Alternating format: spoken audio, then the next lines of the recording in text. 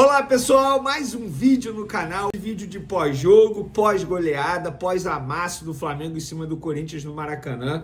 Saiu barato, hein, Corinthians? Se fosse 6-0 o resultado final, não seria nenhum exagero.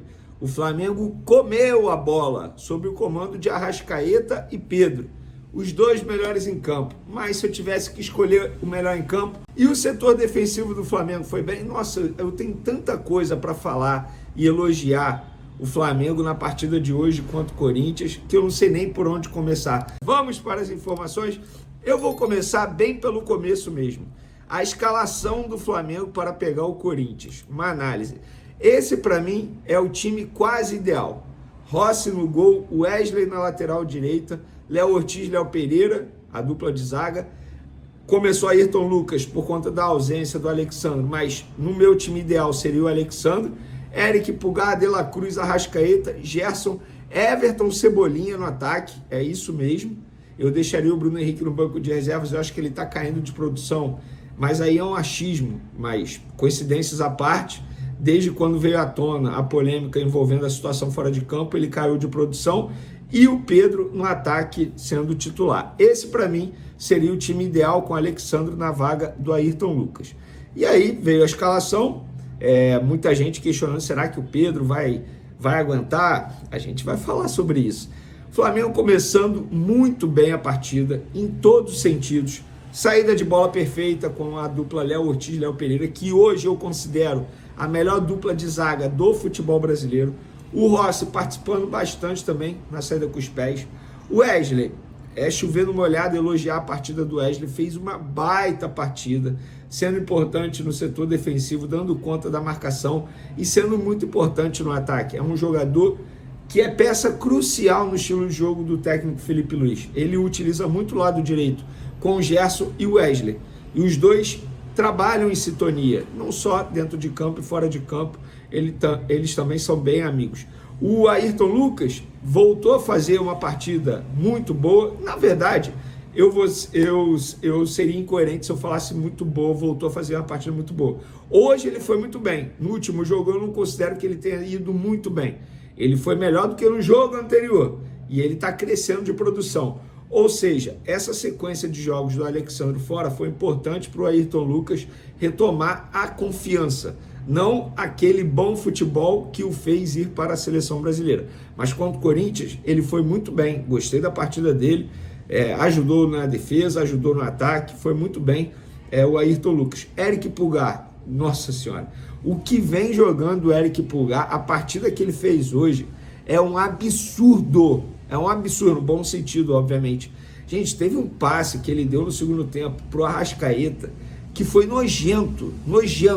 E aí a jogada prosseguiu, a Arrascaeta perdeu o gol, a arbitragem deu impedimento, mas ele não estava impedido. Deu para ver no lance que ele não estava impedido. Se fosse gol, o gol seria validado. Então, foi um passe absurdo. O Pulgar foi importante também em passe para quebrar a linha adversária, roubada de bola no meio de campo. Foi uma partida muito boa do Eric Pulgar. O De La Cruz, motorzinho, jogando muito bem. Ele tá bem fisicamente, deu para notar já que ele voltou à boa forma dele. O Arrascaeta, para mim, adianto logo, o melhor em campo. Gente, o que o Arrascaeta jogou hoje, sério, o Arrascaeta tava naqueles dias. E até o início da gravação desse vídeo aqui, artilheiro do Campeonato Brasileiro com 5 gols em 5 jogos. Fora as assistências que ele tem dado nos jogos, são 3 assistências no Campeonato Brasileiro, se eu não me engano. Bola na trave, início do segundo tempo, ele chutou uma bola de canhota de fora da área, explodiu no travessão. O gol do Pedro, o segundo de pênalti, foi ele que sofreu falta dentro da área do Igor Coronado. Jogou muita bola, Arrascaeta, para mim, o melhor em campo. O Gerson foi bem também. Eu acho que ele precisa finalizar mais, isso eu concordo com todo mundo que comenta isso comigo e também aqui nas redes sociais. Gerson precisa finalizar mais. O Everton Cebolinha fez um bonito gol no início do primeiro tempo, o que condicionou muito o jogo, ajudou, facilitou a vida do Flamengo, porque o Corinthians teve que sair mais e com isso o Flamengo tirou proveito. Gostei do Everton Cebolinha no período que ele ficou em campo. E agora chegamos ao Pedro, gente. O Pedro é um absurdo. Teve um lance não só pelos 2 gols que ele fez hoje, mas teve um lance no primeiro tempo que ele pegou, driblou, eu não sei se foi o Gustavo Henrique ou se foi o outro zagueiro. Nossa, ele deu um corte no zagueiro, mostrando. Nesse lance, ele driblou uns 2 ou 3. Nesse lance, aí ele chegou na cara do gol, finalizou, o Hugo conseguiu pegar. Ele mostrou explosão, velocidade, habilidade. Para aqueles que tinham dúvidas se o Pedro ia voltar bem, esse lance é a grande resposta. Ele voltou muito bem. É incrível a parte física do Pedro, como ele vem jogando futebol desde o retorno dele. Inclusive, hoje ele foi substituído, eu anotei aqui, deixa eu pegar rapidinho, gente. Ele foi substituído no segundo tempo, se eu não me engano, aos 35, mas eu anotei aqui para dar a notícia certinha aqui no canal para vocês. Vamos lá. Pedro substitui para o Bruno Henrique, deixa o campo ovacionado pela torcida do Flamengo. Ele saiu aos 33 minutos do segundo tempo, ficou 78 minutos em campo, sem contar os acréscimos do primeiro tempo. Essa foi a maior minutagem do atacante em um jogo depois do retorno da grave lesão. Bom, pessoal, se alguém tinha dúvida se o Pedro tinha voltado, voltou com tudo. Voltou com tudo. Bora!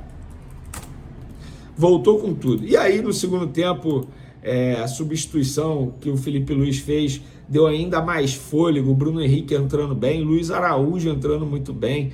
Ele voltou a botar o Matheus Gonçalves, um jogador que não estava tendo muita minutagem, não estava tendo minutagem, na verdade, entrou na reta final do segundo tempo. Foi a partida perfeita do Flamengo. A verdade é essa. 4-0, saiu muito barato para o Corinthians, poderia ter sido 6 ou até mesmo 7, nenhum exagero. O Corinthians demonstrando uma dificuldade absurda para marcar o Flamengo.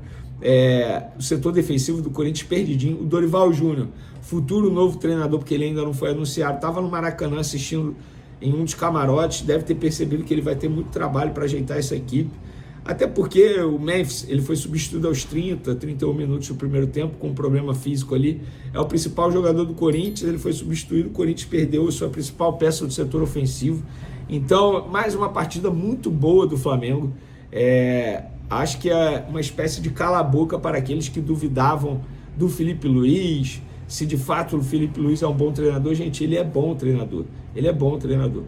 E assim, eu vejo muita gente criticar o Flamengo por perder muitos gols. Eu vejo o lado bom. Perde muitos gols porque cria muitos gols. Muitas oportunidades. É óbvio que se aproveitar as oportunidades é muito melhor. Mas dos males o menor, pelo menos o problema é que está perdendo, né? A falta de criação. Olha o Corinthians, por exemplo. O Corinthians não tem criação de jogada. O Corinthians não cria, não faz nada. E tem bons jogadores no setor ofensivo. Bons jogadores, mas não consegue criar. O Flamengo já cria muitas oportunidades. Se conseguisse aproveitar mais as chances, inclusive hoje foi 4-0, mas poderia ter sido 6, repito, porque não soube aproveitar as oportunidades que criou. Então foi uma partida perfeita do Flamengo, gostei demais. Parabéns aos jogadores, parabéns também à torcida do Flamengo, que lotou o Maracanã, fez uma bonita festa, muita gente criticando a torcida do Flamengo aí no começo do Campeonato Brasileiro, em transmissão, inclusive. Boa noite, pessoal. Boa noite. Boa noite, Felipe. Boa noite, Felipe. Tudo bom? Aqui, Lário Dalfovo, da Flamengo TV. Felipe, você ainda vai certamente responder bastante sobre as questões ofensivas que deram certo hoje, mas agora são 5 jogos consecutivos sem sofrer gols, né? 3 vitórias no período em que desde que o Flamengo perdeu pela Libertadores. E o que significa para você 5 jogos consecutivos sem sofrer gols? Bom, primeiro nível tá muito alto. Alô, agora. Primeiro nível dos jogadores, que são muito bons. Depois a concentração, o comprometimento defensivo deles, que é muito... O nível de comprometimento e de estudos deles mesmo, né, com os próprios erros e com os acertos é muito alto.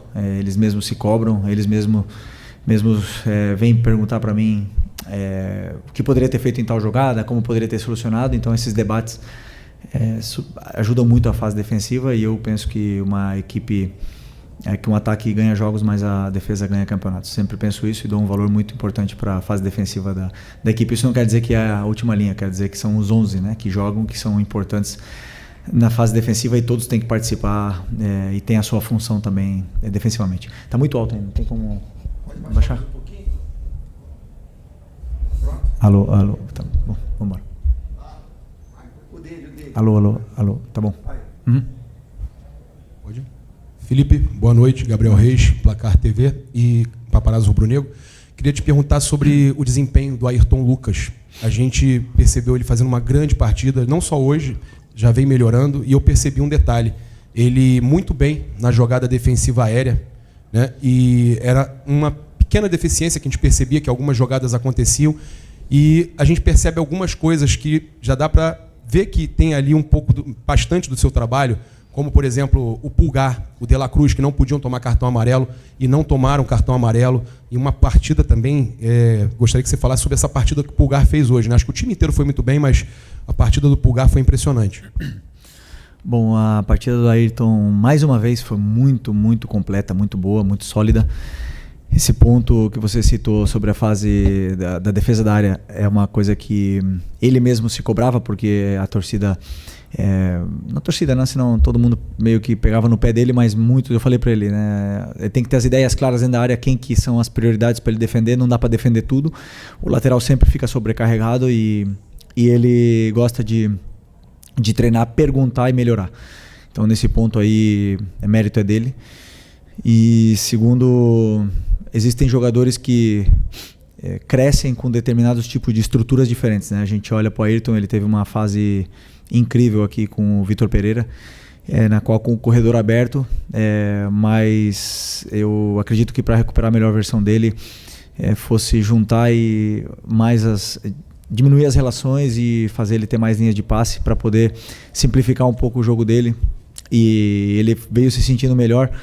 Mas assim, o jogo que ele fez contra o Vasco foi top, foi contra a LDU, foi muito, muito, muito bom, realmente. Contra a LDU, na fase defensiva, foi um jogo assim que fazia muito tempo que eu não vi ele fazer, e um jogador que recupera a confiança, recupera a hierarquia que ele tem dentro do grupo, dentro desse elenco, e não podemos esquecer que é um jogador de seleção. Mais uma lição para todos, nós, vocês e torcida, de que um jogador ele não desaprende, né, de jogar, né? Ele só precisa de tempo, carinho, e ele vai recuperar a melhor versão em tempos, né? Ele, o Wesley, todos eles demonstraram isso para nós, então fica a lição aí. E o Eric mais uma vez, um jogo extraordinário. O Eric é fora de série, um jogador fora de série. Felipe, boa noite. E Mauro Santana, do canal Mauro Santana, e até sobre essa questão que o jogador não desaprende, né? Tivemos mais uma vez a presença do Pedro, dessa vez como titular pela primeira vez, depois desse longo período de recuperação. Queria que você falasse a respeito desse processo que culminou com a primeira partida dele como titular, como é que você tomou essa decisão, né? E, lógico, o impacto dele, que já está brigando pela artilharia do Campeonato Brasileiro em tão pouco tempo que ele retorna depois de um longo período de inatividade, quando se esperava até mais dificuldade dele para tentar encontrar ritmo, né? A calibrar a pontaria, mas parece que passou 7 meses, né? Desse intervalo que ele volta a jogar futebol. Realmente, me parece que ele tenha ficado fora, né? Isso com a bola, né? Com questão fina com a bola, ele está incrível, e a gente via isso nos treinamentos, né? Os próprios médicos tinham que frear ele porque ele estava vindo muito bem nessa recuperação, mas existem prazos e era importante ele cumprir esses prazos. E agora nós temos que continuar com essa sequência de minutos para ele.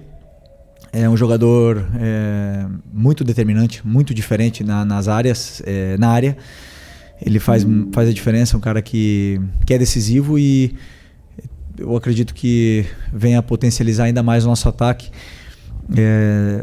Tem o mesmo conteúdo que os outros jogadores em vídeo, porém no campo menos. Então existem alguns movimentos ainda que nós temos que automatizar mais para ele, e para que a equipe possa entender a forma de jogar que ele tem.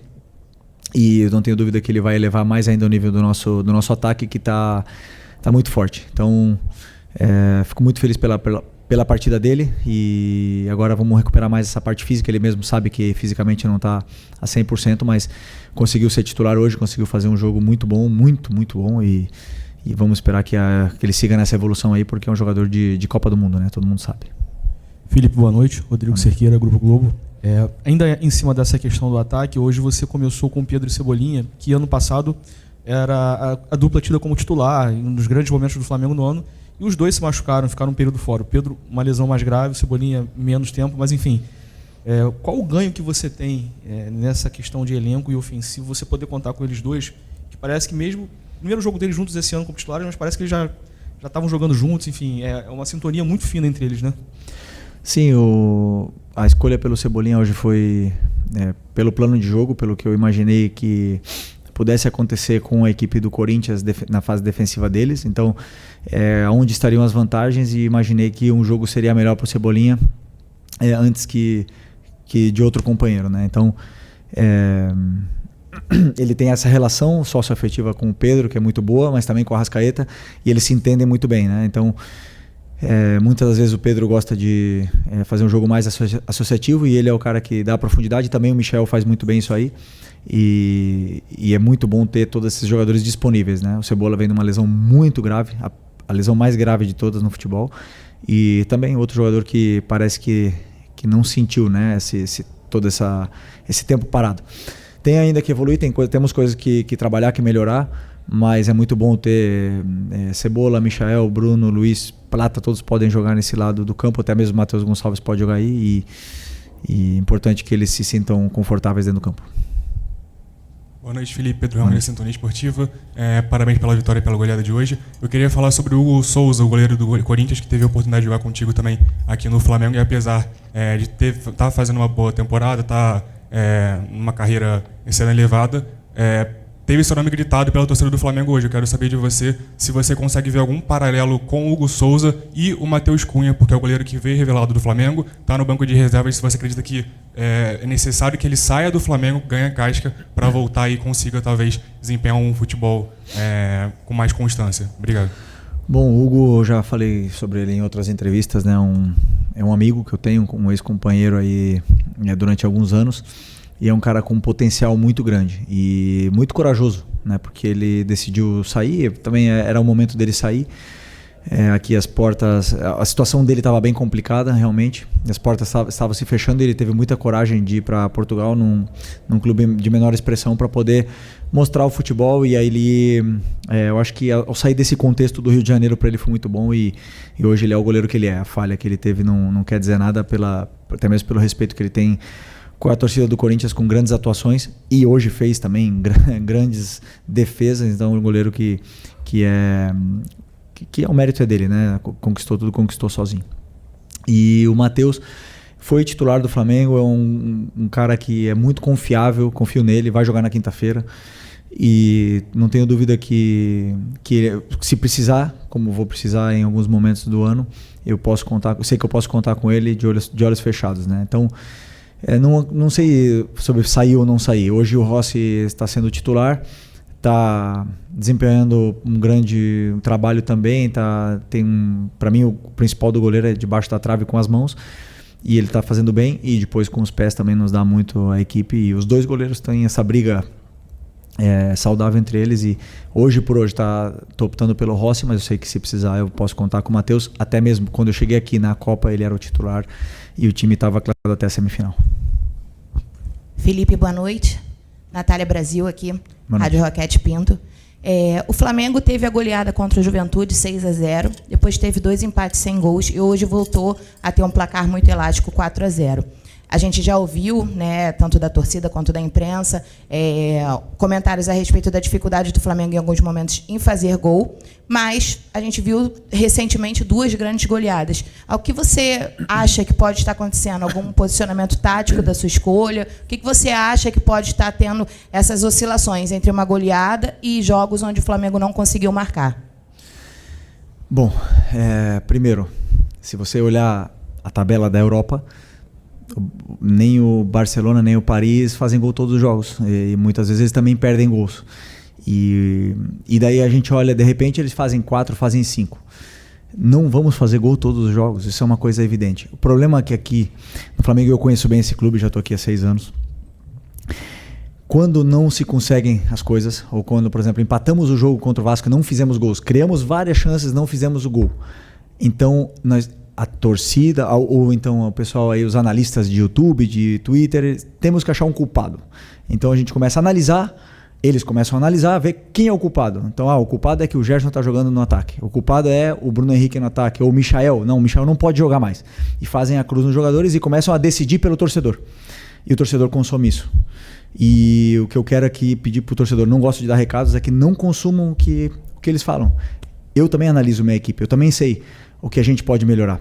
E quando não se faz gol, os jogadores são os primeiros que pedem mais finalização. Os jogadores são os primeiros que sabem que tem que melhorar, sabem que tem que chegar na área e ser mais frios e criar automatismos e mecanismos para poder fazer gols.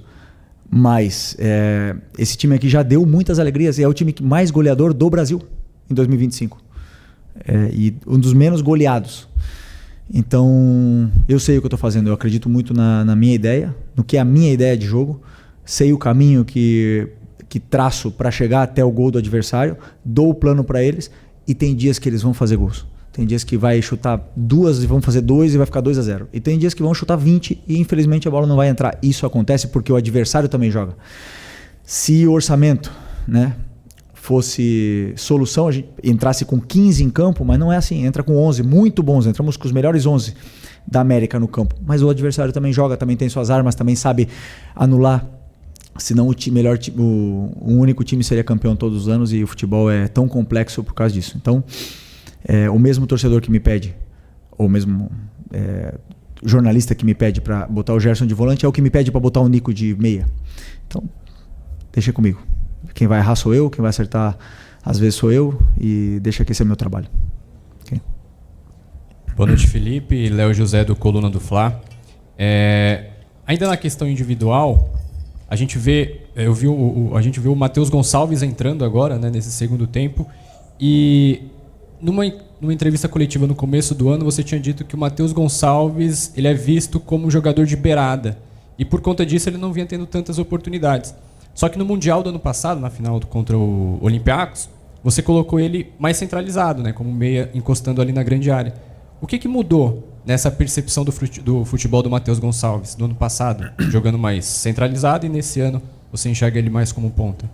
Não, eu acho que o Matheus, a melhor versão dele é aberto na ponta direita, porque é um jogador de drible, desequilíbrio, é um jogador que é criativo e consegue se resolver bem em espaços curtos e pressionado. Ou seja, a melhor versão para mim dele seria ali, que ele pode jogar em outras, não tenha nenhuma dúvida. Como você falou, na final do Mundial eu botei ele por dentro, jogou com o Tite na ponta esquerda, jogou comigo já na meia esquerda, no lugar do Arrascaeta na pré-temporada, e ele pode desempenhar. Ele pode, como o Luiz Araújo também pode jogar aberto na esquerda, como pode aberto na direita, como pode jogar por dentro. Eles podem fazer. Agora, a melhor versão dele para mim seria aberto na ponta direita, né? Agora, hoje senti que ele merece merecia esses minutos, porque ele vem treinando muito bem. É um cara que quer jogar, que está sempre se exigindo mais para jogar, e eu gosto de jogador assim que se incomoda quando fica fora e trabalha para poder ter minutos, e hoje foi premiado com minutos antes que outros companheiros. Felipe, Raíza Simplício da Gol Brasil e da revista Placar. Eu queria que você falasse um pouquinho sobre a tua dupla de volantes, Eric Pulgar e Nico de la Cruz. Eles parecem que tem uma sintonia absurda. Hoje, observando um pouco do jogo, eles jogaram muito. No gol do Pedro, no primeiro gol, o Nico sai correndo para fazer a pressão no Hugo Souza. Teve várias jogadas também do Pulgar com o Pedro fazendo a parede. Ele faz um lançamento para o Arrascaeta que não estava impedido, mas o árbitro acabou dando impedimento. Enfim, eu queria que você falasse um pouco dessa química, né, entre esses dois jogadores. Como você conseguiu construir essa química entre eles dois? Bom, primeiro que o meu modelo pede muito, né, ou exige muito, os volantes são o verdadeiro coração para mim do time, e muito do que acontece no campo depende deles. Então,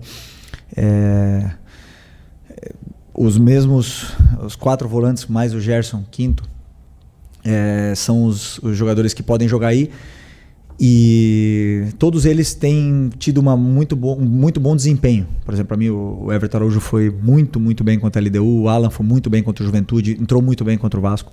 Então eles têm tido um grande desempenho. O Eric e o Nico têm vindo, Eles tiveram mais minutos ultimamente, jogaram juntos mais tempo, portanto eles desenvolveram dentro do campo essa química, porque o jogador vai se conhecendo, vai sabendo o que o companheiro faz, gosta e aonde ele gosta de se movimentar, e eles se entendem muito bem. Isso é para fora, né? Para dentro eu já me apego a muitos outros aspectos além da posse de bola. Para mim são outros aspectos de cobertura, de detalhes mesmo micro do jogo que eles são muito completos, eles dão muito à equipe, eles cobrem muito a zona do campo e fazem com que a equipe com e sem bola sempre esteja melhor posicionada. O Nico vem tendo um desempenho muito alto e um ritmo de jogo muito alto também, coisa que eu achava que ele tinha que melhorar do ano passado quando eu cheguei aqui, que era essa intensidade dos 90 minutos, e hoje ele já consegue fazer muito bem. Então continuar com esse cuidado aí para que eles possam continuar dando muito para a equipe, que eles são muito importantes. Boa noite, Felipe. Fábio Barcelos, canal Família da Nação. Primeiro, parabenizar a você e a equipe, né? O Flamengo hoje fez uma partida de almanaque. Acho que há muitos anos eu não vejo uma partida tão espetacular de uma equipe. Parecia um time europeu jogando aos nossos olhos. E você citou ainda há pouco que o Matheus Cunha será o goleiro titular do próximo jogo de Copa do Brasil contra o Botafogo, né? O Botafogo da Paraíba. Vai ser só o Matheus Cunha ou no planejamento da comissão técnica o Flamengo virá como uma equipe alternativa? E vindo como uma equipe alternativa, recentemente vimos um time aqui do Rio de Janeiro que levou uma equipe alternativa e até o técnico ficou para poder trabalhar a equipe titular, né, dar ritmo de jogo para a equipe titular. Você também iria ou ficaria no Rio de Janeiro? Não, eu não planejei o jogo ainda porque eu não assisti o Botafogo da Paraíba. Então não sei muito bem ainda como eles jogam. Vou analisar a partir de amanhã e aí vou decidir o que eu faço perante a esse jogo, esse desafio que vamos ter pela frente. O Matheus eu vou colocar para jogar, o Rossi precisa de descanso e ele merece também jogar esse jogo.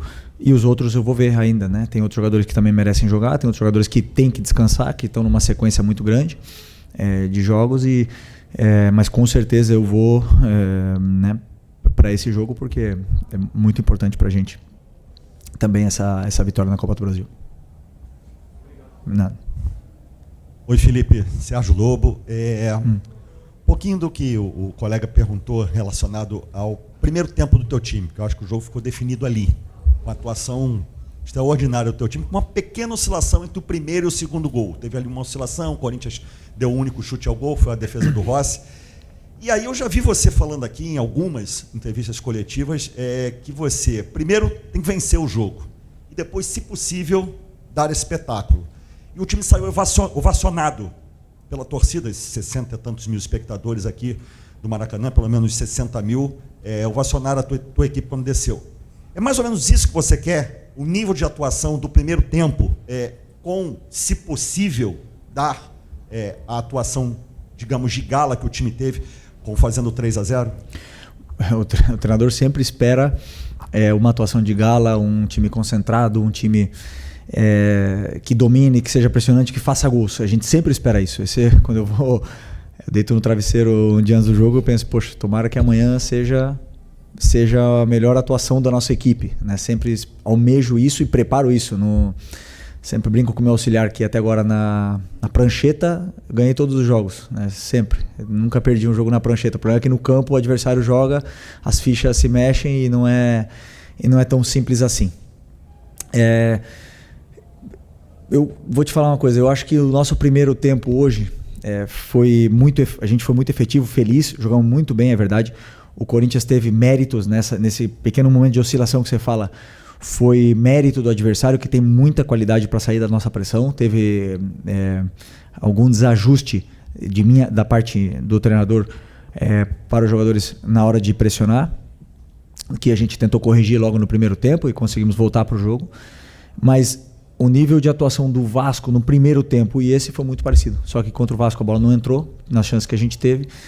E entrou um gol cedo contra o Corinthians. Isso fez o time jogar mais leve, mais solto, e aí o time se desenvolveu muito melhor.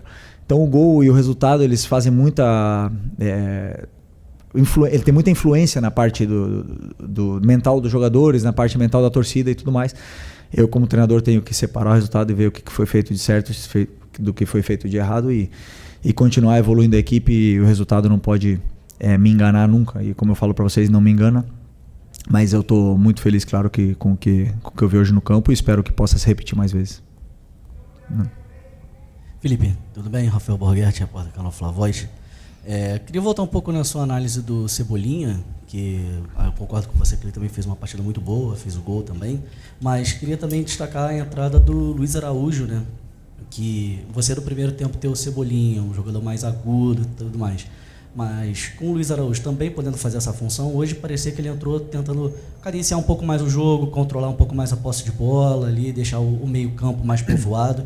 Queria entender de você como é ter no primeiro tempo um ponta mais agudo, no segundo tempo um ponta que pode fazer essa função também, mas prefere segurar um pouco mais a bola. Como é que você pretende fazer isso também nos próximos jogos? Obrigado. Não, eu acredito que quando o ponta, nós temos um ponta que joga aberto, como jogou o Cebolinha no primeiro tempo, esse jogador ele tem que ser determinante, ele tem que ser diferencial. A bola tem que cair no pé dele e o adversário tem que gastar 2 ou 3 jogadores para poder parar. É isso que eu espero de um ponta que joga aberto. O que eu peço para eles, que eles sejam determinantes, que eles sejam agudos, que eles driblem, que eles façam a diferença, né? E o Cebolinha fez bem isso. Ele teve essa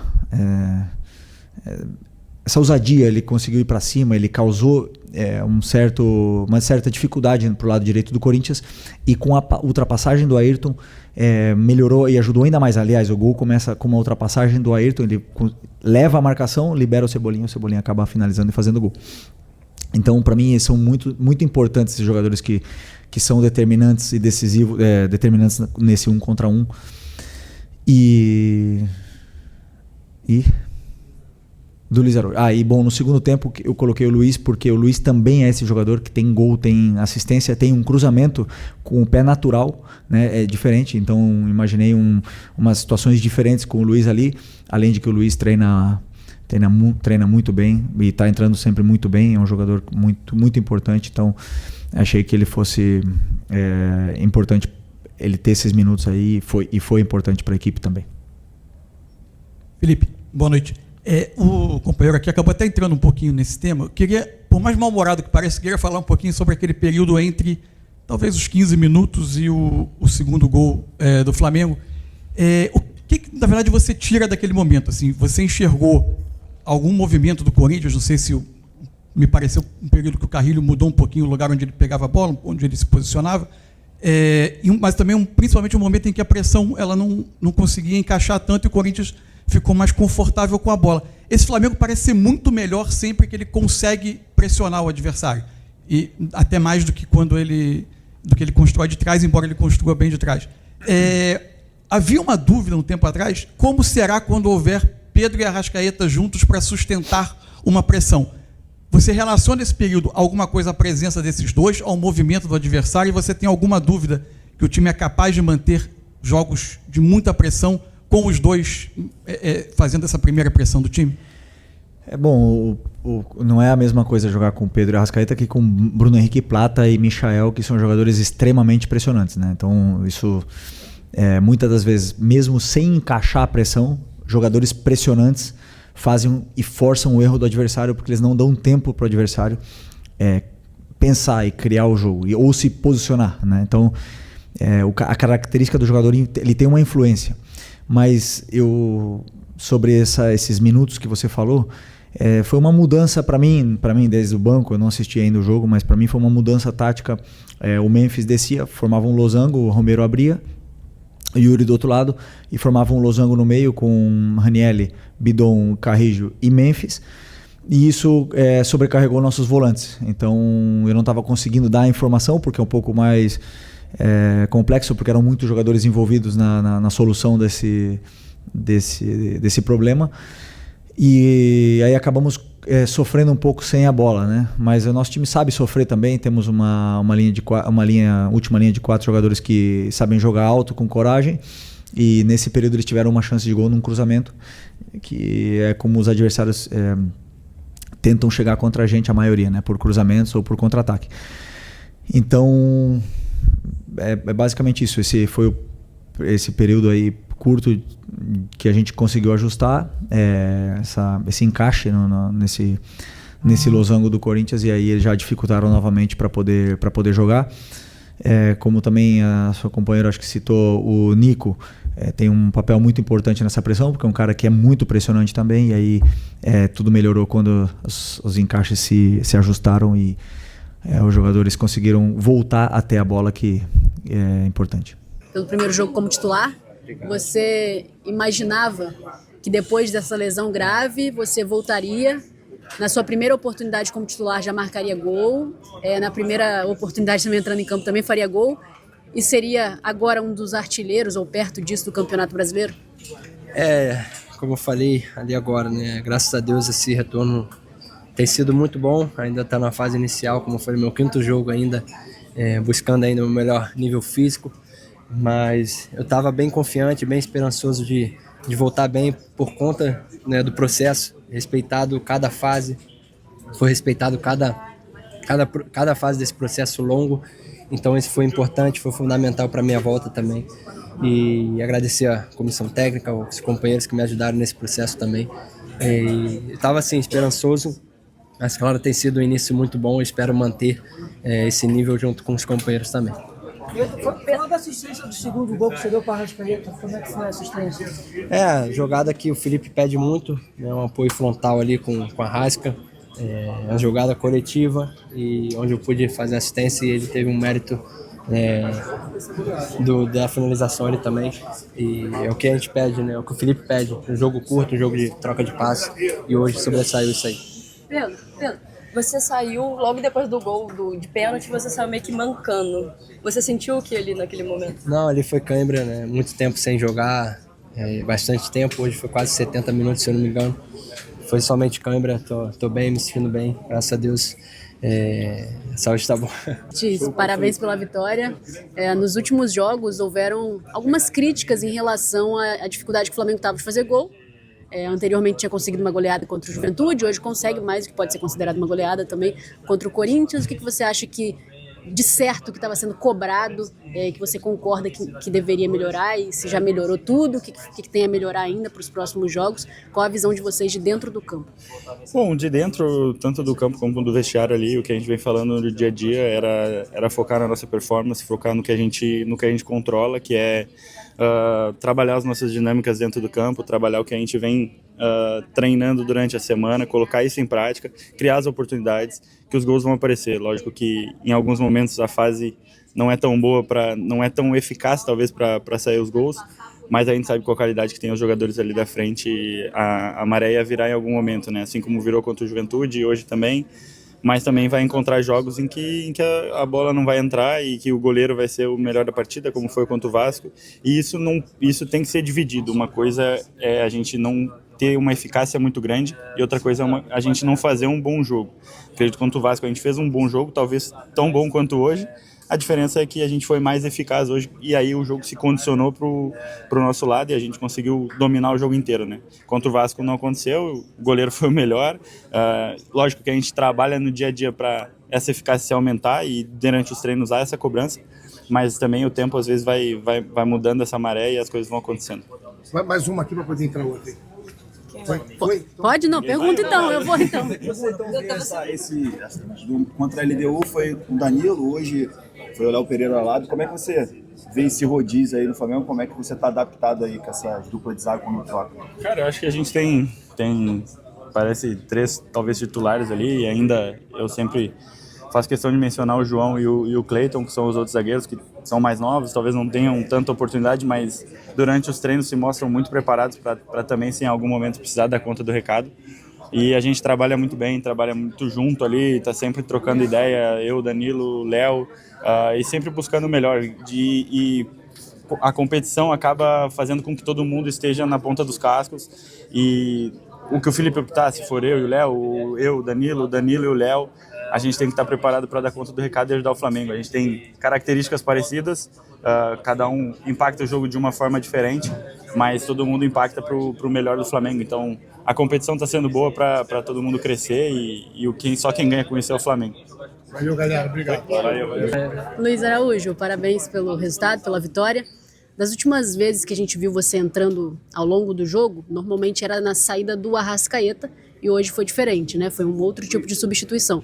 Como você se entende taticamente para o técnico Felipe Luiz? Um meia, um ponta? Qual é a sua leitura de você mesmo para o Felipe? Eu sou disposto a jogar em qualquer posição, só quero estar jogando, ajudando o Flamengo. Não tenho muita dificuldade em jogar pela direita, pela esquerda, centralizado. Venho treinando nos treinamentos, eu venho fazendo essas funções, até mesmo para estar pronto se precisar no jogo. Eu estou sempre à disposição do Felipe, aonde ele precisar de mim eu vou estar pronto e sempre vou querer ajudar o Flamengo da melhor maneira. Luiz, seu 100º jogo com a camisa do Flamengo hoje, uma vitória de goleada em cima do Corinthians, Maracanã lotado. Faz um balanço pra gente desses 100 jogos com o Flamengo, tudo o que você anda vivendo até aqui. Já teve lesões, já teve momentos bons, ruins. Como é que você está se sentindo hoje para dar continuidade e que venha muitos mais jogos? Como eu já falei ali na entrevista, ali é uma realização de um sonho para mim, estar vestindo essa camisa, atingindo essa marca que é muito importante para mim. Não é fácil fazer 100 jogos com essa camisa e, como eu falei, eu venho fazendo a minha história aqui com essa camisa, ganhando títulos. Sempre que eu estou em campo eu procuro ajudar da melhor maneira, então eu creio que é só o começo. Tenho muito ainda para poder ajudar o Flamengo, tenho muito ainda para poder retribuir para a torcida, porque desde quando eu cheguei aqui me abraçaram, me deram o carinho que eu precisava. Então eu creio que essa marca é uma marca importante para mim, vem ganhando títulos com essa camisa, que é muito importante estar vencendo com a camisa do Flamengo. Então acho que claro que a gente tem momentos ruins também, que serve para nos fortalecer, para nos mostrar que tudo vale a pena. As pessoas que estão do nosso lado nesses momentos, que a gente tem que dar valor nos momentos bons. Então sou muito feliz, muito grato, a realização de um sonho e espero realizar muitos mais jogos com essa camisa que eu estou muito feliz nesse momento. Você achou que seria fácil assim construir o resultado hoje? Vocês acharam isso? Não, claro que não. O Corinthians é uma grande equipe, sabíamos da dificuldade que seria a partida. Eu acho que nós fizemos um jogo fácil, a oportunidade que a gente criou, a gente matou o jogo, fizemos nossos gols. Independente, a gente nunca vai entrar no jogo pensando que vai ser fácil, sabemos que vai ser difícil, mas estamos muito felizes do grande jogo que fizemos, não sofremos defensivamente e lá na frente a gente fez os gols que precisava e matamos o jogo. Luiz, você é um jogador que mais aproveita as oportunidades quando entra. O que falta para garantir a vaga no time titular? Eu sou sempre à disposição do Felipe, tanto quando eu estou entrando do banco de reserva, quando eu estou titular. Comecei o ano muito bem, mas vindo de uma lesão muito grave no meu joelho. Agora estou me sentindo bem melhor do que eu estava no começo do ano, independente se eu estava fazendo gols, dando assistência, mas me sinto melhor fisicamente. Acho que isso é com o tempo, venho buscando meu espaço. Sempre que eu entrar eu vou dar o meu melhor para me buscar essa vaga, mas a equipe está bem servida, tem grandes jogadores e aquilo que o Felipe escolheu para poder jogar ali, o Flamengo vai estar sempre bem servido e tenho certeza que todos vão dar conta do recado. Fala, meus amigos e minhas amigas, beleza? Tô chegando com uma tonelada de notícia rubro-negra e hoje é para exaltar a força da nação. O Flamengo detonou dentro e fora de campo contra o Corinthians. A goleada por 4-0 no Maracanã não foi só espetáculo de bola, não, irmão, foi recorde total de público e renda no Brasileirão 2025. Nada mais, nada menos que 62.940 pagantes, 67.501 no total, vibraram com o Mengão no Maraca e ainda metemos 4,4 milhões de renda bruta. Sim, irmão, o maior público e a maior arrecadação do campeonato até agora. Isso é Flamengo. Isso é nação, isso é manto sagrado brilhando. E não para por aí não, o Maracanã tá dominando geral no Brasileirão. Entre os 10 maiores públicos do campeonato, 3 são do Maraca. Só ele e a Neoquímica Arena conseguiram isso. Pra você ter ideia, o segundo maior público foi São Paulo X Santos no Morumbis, com 52 mil. O Mengão meteu quase 10 mil a mais, irmão. Na lista de maiores rendas, o Maraca também é soberano. 4 jogos entre os mais lucrativos, Flamengo. 4-0 Corinthians, Vasco 0-0 Flamengo, Flamengo 1-1 Inter e Flamengo 6-0 Juventude. É Flamengo dando aula dentro de campo e fora dele também, mostrando a potência da nação nação rubro-negra. Quando falam que a torcida do Flamengo é diferente, disso que estão falando, irmão. Não é só torcida, é um espetáculo à parte. Contra o Corinthians, o Maraca pulsou, empurrou o time e foi palco de mais um massacre rubro-negro. Enquanto outros estádios mal chegam a 40 mil, o Flamengo bota mais de 60 mil. Fácil! É liderança de arquibancada, liderança de coração e liderança de paixão. E pode esperar, com esse time encaixado, com a torcida lotando todo o jogo, ninguém segura o Mengão no Brasileirão 2025. É Flamengo em todos os rankings, é Flamengo em todas as manchetes. É o Flamengo sendo Flamengo. Então é isso, nação. A gente bate recorde no campo, na arquibancada, e agora vai bater recorde aqui também. Deixa seu comentário aqui. Qual foi o jogo no Maraca que mais te emocionou nesse Brasileirão até agora? Já mete aquele like bolado, ativa o sininho e se inscreve no canal, porque aqui é Mengão Raiz todo dia. Tamo junto sempre.